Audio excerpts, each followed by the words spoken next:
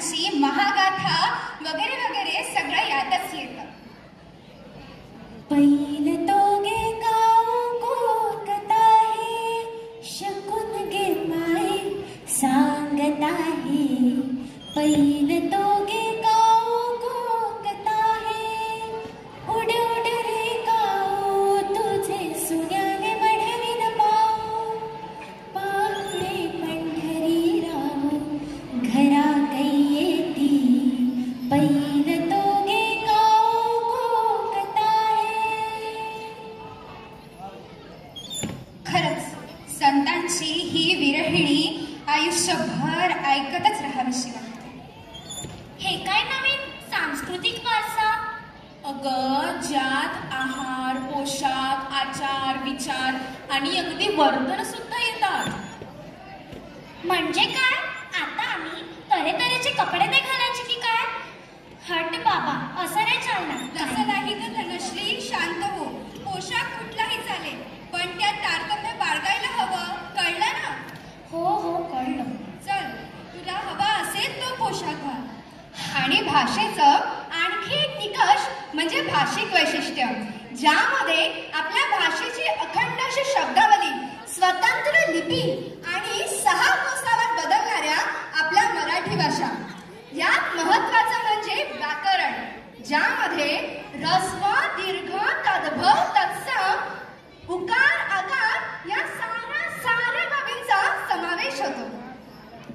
शेवटी आपली मातृभाषा त्या खोलवरतेचीच आहे, किती व्यापक आहे. आपल्या मातृभाषेने आजवर आपल्याला अनेक साहित्य दिलं. काय काय हवंसं वाटणारं आपलं ते सुंदर आणि सौंदर्यपूर्ण अशी रचना असलेलं साहित्य आहे आपल्या मातृभाषेला. म्हणूनच तर आपली मराठी भाषा ही कल्पकतेची भाषा म्हणून ओळखली जाते. चला तर मग आपण एक एक उदाहरण देऊन स्पष्ट करूया की आजवर आपल्या या मातृभाषेने आपल्याला काय काय दिले. संतांनी अभंग दिले, पोवाडे दिले, गोंधळ दिले, भारुड दिले, लावणी दिल्या, कवळणी दिल्या, कथा, नाट्ये, कादंबऱ्या, सार सार सार. हो, पण पंडित कवींच्या साहित्याबद्दल काय? त्याबद्दल आपण विसरलोच. पंडित कवींनी अलंकार देऊन भाषेला सजवलं, तसेच वृत्त देऊन भाषेचं महत्त्व अधिक फुलवलं. सुसंगती सदा घडो, सुजन वाक्य कानी पडो, कलंक मतीचा झडो, विषय सर्वथा नावडो, सदंख्री कमळी दडो, मुरडिता हटाने अडो, वियोग घडता रडो, मन भवत चरित्री जडो.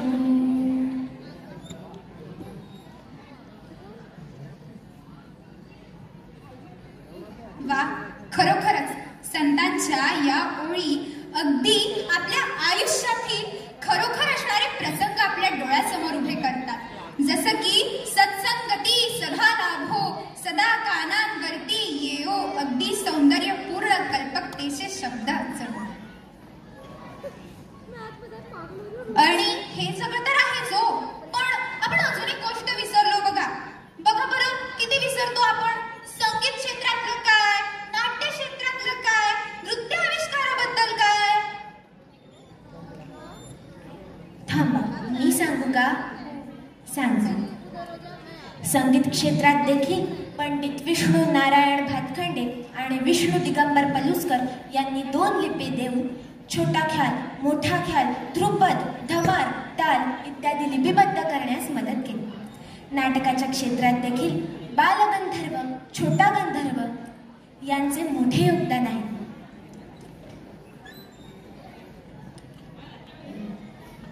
गोविंद बल्लाळ देवलांच्या संगीत नाटकांपासून ते आताच्या प्रगयात्रेच्या नाटकांपर्यंत, आणि हा नाटकांचा वारसा अजूनही सुरूच आहे. अगं हो, पण आपल्या महाराष्ट्रातील ठसकेबाज लावणी विसरून कशी चालेल? अगं, तुझी ती लावणी तर आहेच, परंतु ती आर्या, दिंडी, साकी, श्लोक, ओव्या हे सारं आहे. आर्या म्हण ना तुझी. बरं म्हण.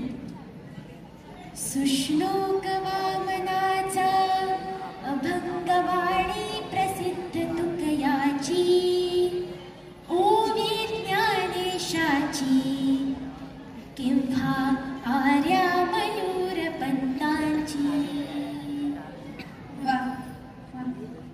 आणि आपल्या या मराठी भाषेचा इतिहास तर फार प्राचीन आहे, माहिती आहे ना तुम्हाला? हो मग अगदीच 1300 वर्षांपासूनचा आहे. अगदी आद्य कवी मुकुंदराजांच्या विवेक सिंधू पासूनचा आहे.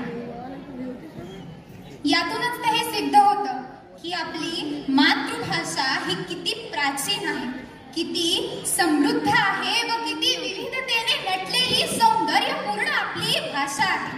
म्हणूनच तर अशा विविधतेने नटलेल्या सौंदर्यपूर्ण कल्पकतेच्या शब्दांना ज्ञान भाषेचं स्वरूप मिळायला हवंय की नकोय मंडळी?